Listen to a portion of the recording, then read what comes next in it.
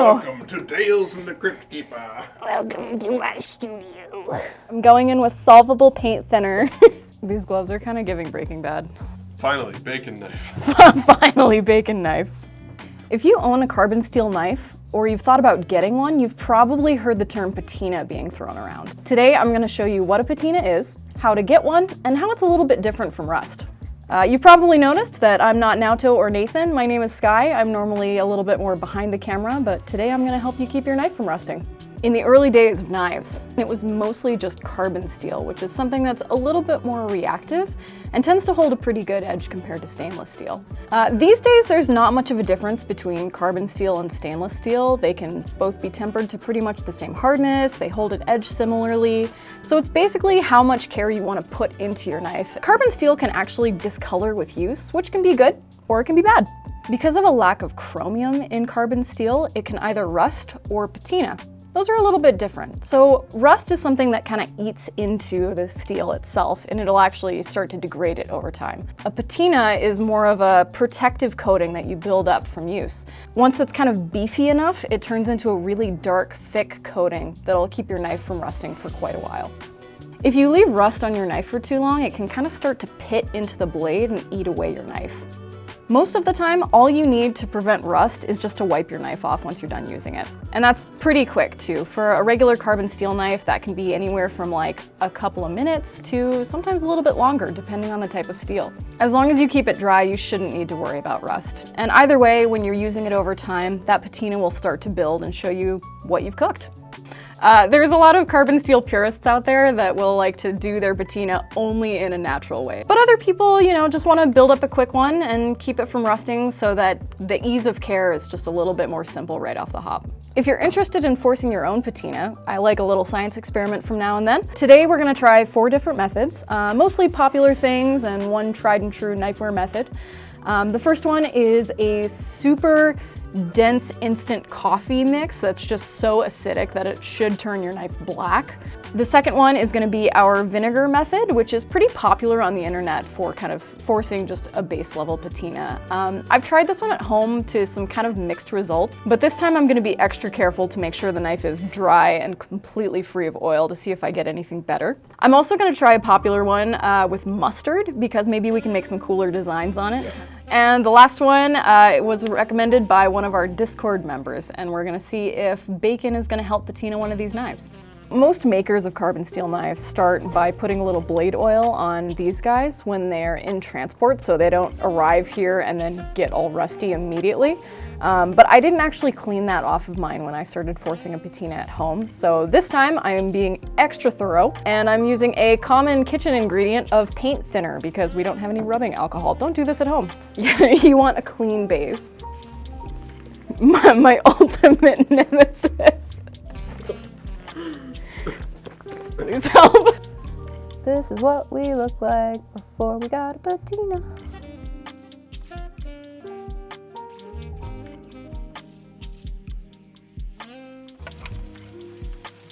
So again, basically the idea here is just to remove all the oil so that you don't have any piece that's protected from the acid that we're about to put on these guys. Because otherwise you're gonna get a patchy patina, which is all fine and good if that's what you're going for. I'm not here to judge how you want to do your patina. I washed these with dish soap and water. I dried them, I wiped them down with a little bit of paint thinner, and then I washed and dried again. So hopefully these are completely dry, and you can actually see there is already a little bit of oxidization just from the time that it took me to wash and dry these guys. So that is what happens if you've got a completely dry carbon steel knife. It will start to build that little patina very, very quickly, even just with water. Shittiest coffee of all time. Method 1 is the tried and true Knifewear method of instant coffee. Usually like kind of the granulated super cheap kind works best because there's absolutely no oil, which as we know is kind of the antithesis to acid. So I usually leave this in overnight. I tried a couple of runs at home that were like kind of 6 hours, 12 hours, and I just wasn't really getting the results I wanted. But we're gonna try just a full 24 hours of submersion in cheap coffee. Operation Don't Chip the Tip.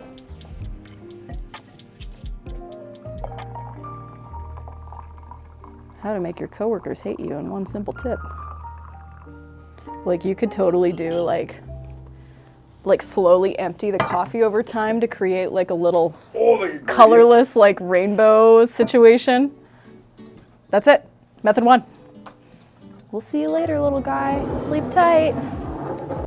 All right, method 2 is the most popular one on the internet, as far as I can tell, which involves some vinegar that I've boiled, and it smells absolutely rancid, and dipping this guy in there for kind of like 5 to 10 minutes at a time, and then proceeding depending on the results we get. So let's try it.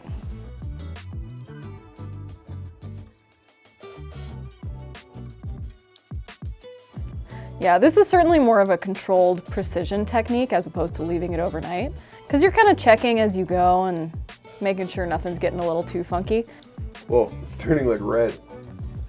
It's only been about 30 to 45 seconds and it is turning red. Might be rust or might be a really cool patina. We'll find out in a little bit.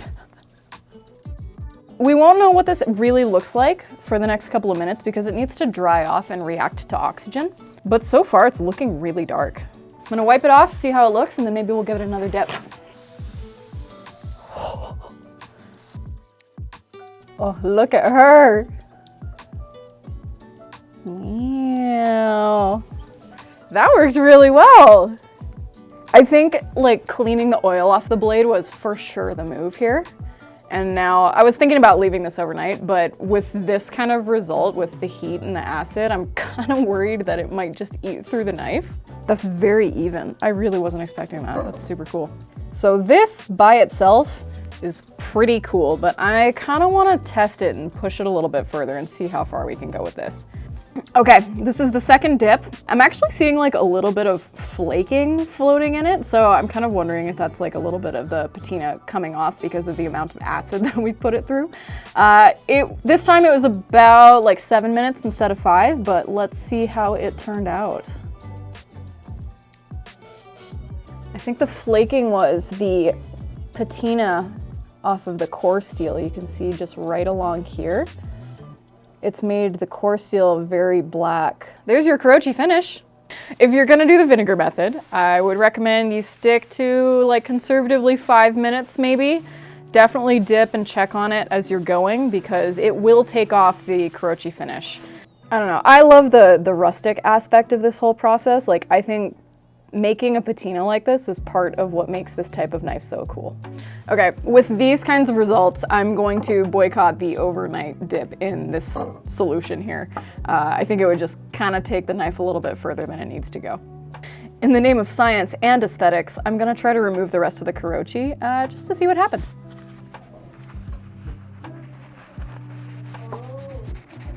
This smells disgusting.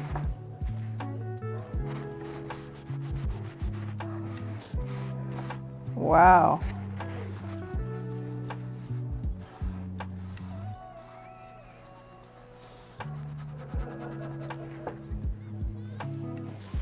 That's insane.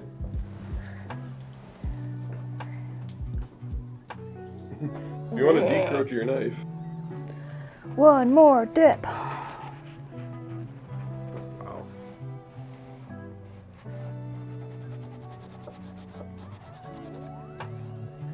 So this is a super interesting thing. Not only is it taking off the Kurochi, but it'll also remove a little bit of the patina that was already there. Because we're basically kind of undoing that oxygen step, right? But that is really cool. Method 3, the communal mustard. Where'd this method come from? Instructables. All right, so you want to get the cheapest mustard money can buy, just shitty yellow French's. Nothing against French, but you just want it to be really acidic, basically. Oh God.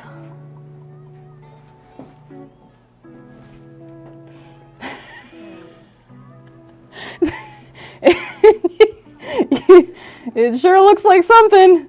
Ah, yes, a Hamon. The DHL gate Hamon. The acid in mustard is just vinegar, so we'll probably see pretty similar results to our vinegar dip.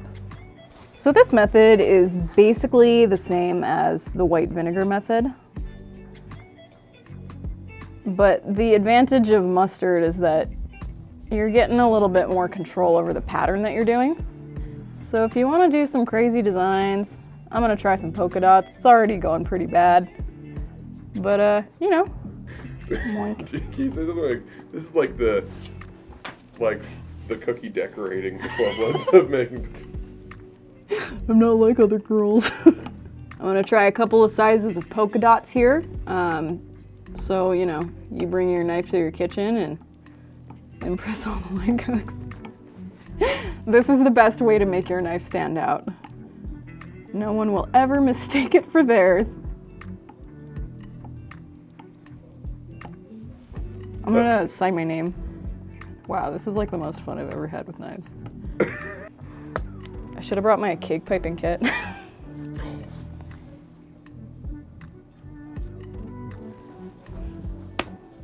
Well, this is certainly a thing that you can do. Method number 4, bacon. One of our regular viewers and members in our Discord channel says his favorite way to patina a new knife is by cutting up about 30 pounds of bacon and just absolutely going through it, and then he gets a nice blue patina on it. But I don't have 30 pounds of bacon. I have one pound of bacon. So what I'm gonna do is, I think I'm gonna wrap the knife in a piece of bacon and then just apply some heat. It kind of encourages that reaction to happen. I'm not exactly sure how this is gonna turn out. It's not one that I've really seen anywhere else online other than just using your knife. I've got a knife, I got my bacon. I'm just gonna wrap it up, see what happens. I'm not too worried about doing a good job here because usually like the most interesting bits of the patina happen like at the edge where the oxygen and the moisture meet. We'll just see. We'll see what happens. It's a time of learning and adventure.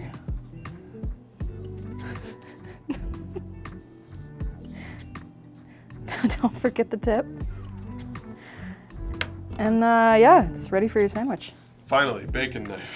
Finally, bacon knife. Can you hold it up in the air and give me like a what? concerned? Like what? Are you...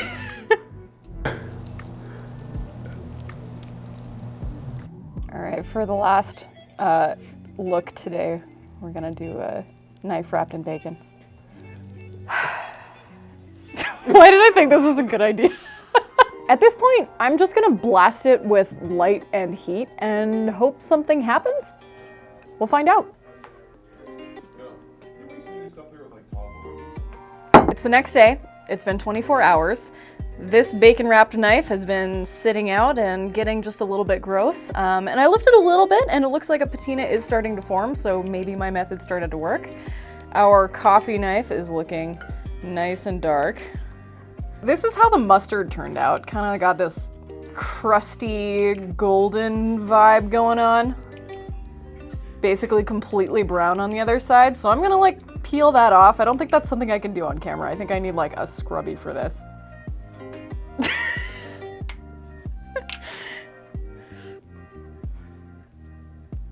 Oh, dude, it's crusty.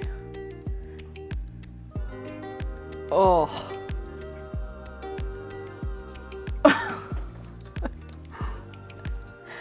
Oh no. So we're gonna eat this bacon, right? Like a pig died for this. A very small part of a pig. Just like 1% of its belly died. So. Scratch your lines, 101. I regret it, but just a little bit. Just like the like this has been the smelliest shoot by far we've ever done. Like the boiled vinegar isn't so bad until it's right here. Mustard isn't so great either, and then the coffee smells like coffee until you start to gag a little, so fuck, that smells so bad. I cleaned them all off, and this is how they look. So I'll show you these guys one by one. I think boiled vinegar wins because it really only took about 10 minutes to get a pretty dramatic finish. This does take all the karochi finish off the knife, so if you're really into that kind of dark, burnt on look, then I wouldn't do this one at home, but I really like how even it looks. So it didn't go quite all the way, so you can still see that there's just a little tiny bit of darkness right at the tang. So if you're somebody that's really into the nitpicky details of stuff like that, then maybe I would skip this one. Next is the instant coffee. I really like the way this one turned out in terms of the colors I got on it. It did turn out a little bit darker than the vinegar one did, and it also got these really cool kind of like rainbow tones to it. Yeah, right on the cladding steel, we got a really different result from what we got on the core steel. That one's a 5 out of 7, a perfect score. Bacon turned out super gnarly. The texture on this turned out super cool. I didn't get as many like different kind of bluish colors as I was hoping for. There is just a little bit, but I wouldn't say it's significantly different from the coffee patina that we did. If you're just cutting a lot of bacon as opposed to wrapping it, I would recommend this kind of thing because it comes out pretty cool. Mustard, D tier, would not recommend. This came out looking like trash. Like, it just looks like I left mustard on my knife, and like, if you were really meticulous about it, maybe you could like kind of pull off a fake Heyman situation. What do you mean I say it like an American? A Heyman? My Kansas is showing. Obviously, a more even application would give you better results, but the color is still basically just mustard. If you're doing this on a knife that has a karochi finish like I did, just be aware that it can remove some of it or affect it or patina it differently in some ways. A more meticulous application could improve your results somewhat, but you're still not going to get a perfectly consistent finish. As long as you're okay with your knife looking a little more wabi-sabi, I approve these methods. Let me know what I did wrong in the comments, and I look forward to hearing. If you're going to try one of these methods yourself, please let us know. Send me a picture. I always like to see how it turned out, and we'll see you next time.